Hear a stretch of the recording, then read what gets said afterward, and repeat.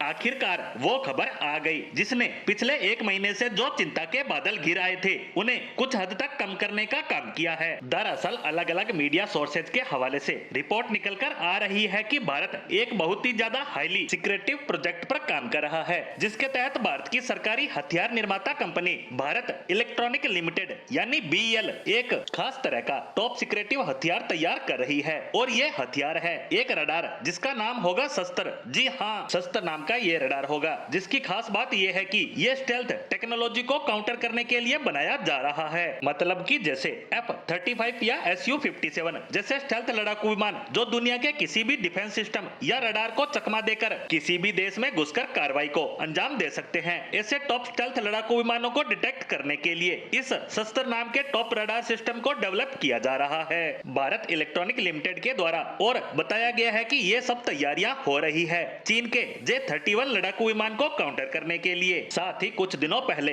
ये खबर भी आई थी कि पाकिस्तानी पायलट्स J-31 की ट्रेनिंग चीन में ले रहे हैं, यानी भविष्य में ये पाकिस्तान के पास भी होंगे। और ये एक स्टेल्थ लड़ाकू विमान है जिसे अगले साल से चीन पाकिस्तान को सप्लाई करना शुरू कर देगा। और उसके बाद खतरा ये है कि पाकिस्तान की वायुसेना भारतीय वायुसेना से ज्यादा ताकतवर हो जाएगी। और उससे भी ज्यादा चिंता की बात यह है कि भारत के पास एक भी स्टेल्थ हथियार नहीं है जिससे कि हम इस लड़ाकू विमान को काउंटर कर सके। वहीं हमारे लिए शर्मनाक बात यह है कि पाकिस्तान जैसा कंगाल देश करीबन 100 से ज्यादा J-31 लड़ाकू विमान आने वाले कुछ सालों में अपनी वायुसेना में शामिल करेगा। और हमारी स्थिति यह है कि कहने को तो हम दुनिया की चौथी सबसे बड़ी अर्थव्यवस्था है, पैसे भी दबाकर है, हमारे पास विदेशी मुद्रा भंडार भी भर भर के है, लेकिन उसके बावजूद हम स्टेल्थ लड़ाकू विमान तो छोड़िए, जो नॉर्मल प्रकार के लड़ाकू विमान होते हैं जैसे Su-35, राफेल, ग्रिपिन, F-21 को भी 100 की संख्या में खरीद नहीं पा रहे हैं। अब से कुछ साल पहले हमने 36 राफेल खरीदे थे, उनसे ही हम अपने आप को ताकतवर समझे बैठे हैं, लेकिन हकीकत बहुत ज्यादा खतरनाक है। हालांकि अब आपका सवाल होगा कि हम जो